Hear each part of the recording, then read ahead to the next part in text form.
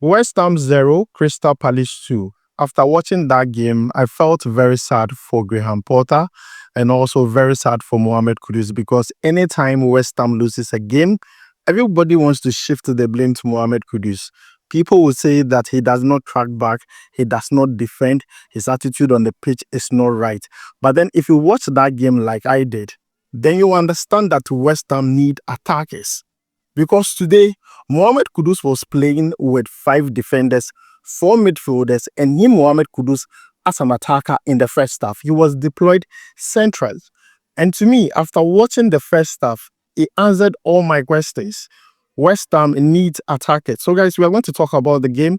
We are going to talk about Mohammed Kudus' performance. And also, in that game, he reached a huge milestone. We are going to discuss about that live here. So, please make sure to like, subscribe, and also turn on notification. My name is Adam.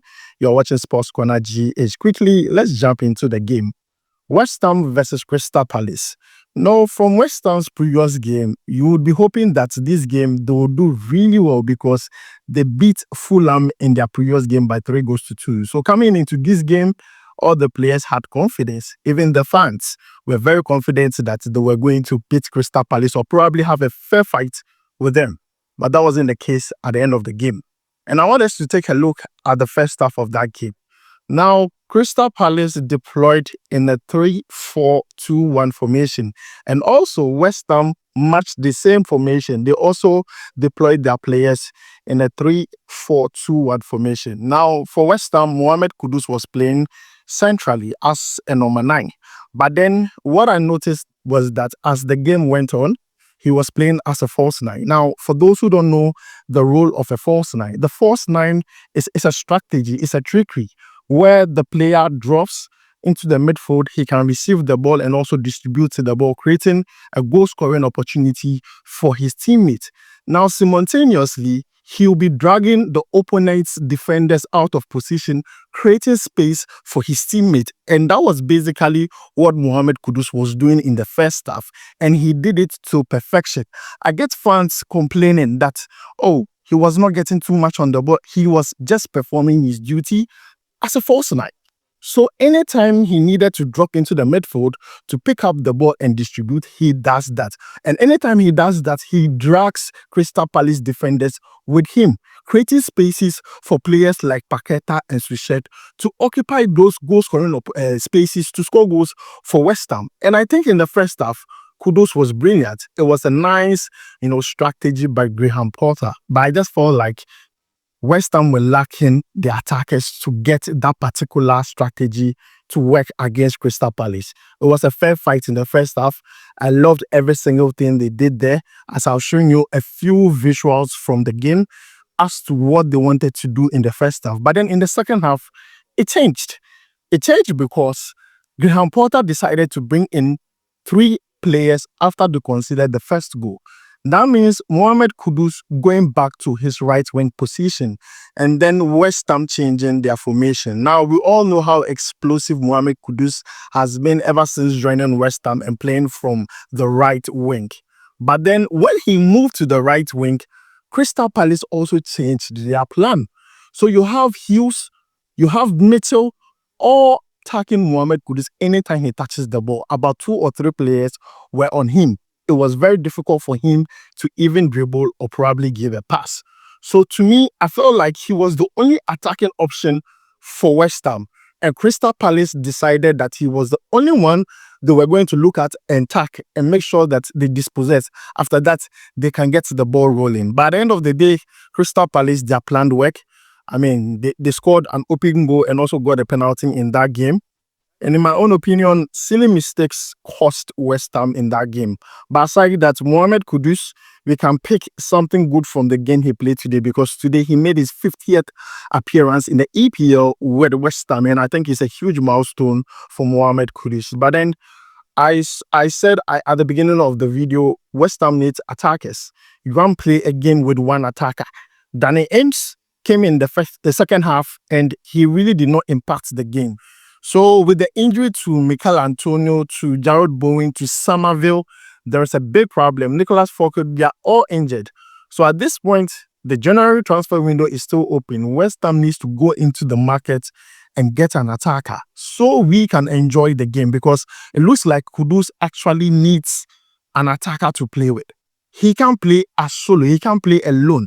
And that is the problem now. And I feel sorry for Graham Potter. I feel sorry for Mohammed Kudus and the fans who actually watched that game, because, I mean, you want to see your team perform very well, score goals and win games, but then you see them playing very well, but then they are lacking in the attacking department, which is a very big problem for West Ham. But then let's take a look at then Mohammed Kudus' performance in numbers.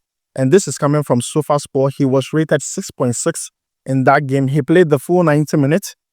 Dribble attempted successful was 4 out of 7, 1 block shot, total touch 54, accurate passes completed 24 out of 27, accumulating to 89%, long ball successful 4 out of 4, ground balls won 9 out of 21, and once again he was rated 6.6. I think he was the standout performer for West Ham, including Aaron Wan-Bissaka, who also actually, in my own opinion, did very well in that game. But then when you look at the performance from Mohammed Kudus today, it has been like this even under Lopetegui. And I believe that it is something West Ham are lacking. They need to go into the market and sign they need to go in and sign a player, because if I were to advise Mohammed Kudus today, if he gets an opportunity to leave West Ham, he should leave, because this team is not probably serious about probably playing Europe. I mean, they tested Europe some few seasons ago. Why don't they want to do so now? You have a new coach. Why don't you give him the players to get the wins and everything? This coach is really suffering, because currently the only attacking option he has is Mohammed Kudus and Danny Ings. And we all know Danny Ings can't play the full 90 minutes. So he has to come in either in the second half, probably start the game and get substituted out. So I feel very sorry for Mohammed Kudus. And I feel like no one else should blame him if West Ham does not perform very well.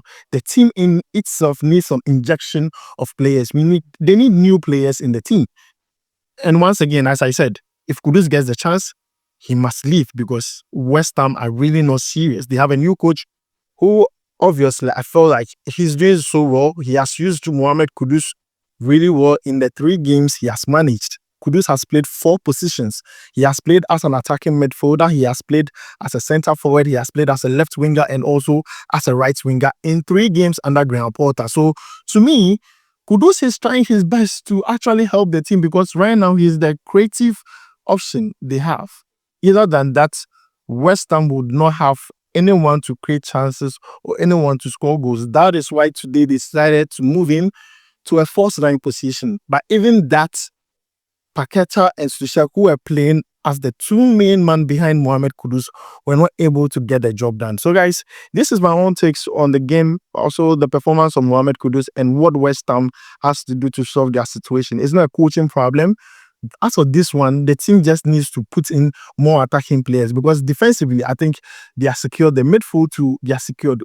And also, the attacking transition is very, very slow. The midfielders do not transition the ball very, very quickly. Like, it is so slow that every single time the attackers are in an offside position. So guys, this is where I end today's video. Let me know your thoughts about it down below in the comments. Don't forget to like, subscribe, and also turn on notification. And as I said, stop blaming Mohammed Kudus for the downfall of West Ham, and also anytime West Ham loses a game. It's not his fault. I'll see you in the next one. Charlie, we go viral.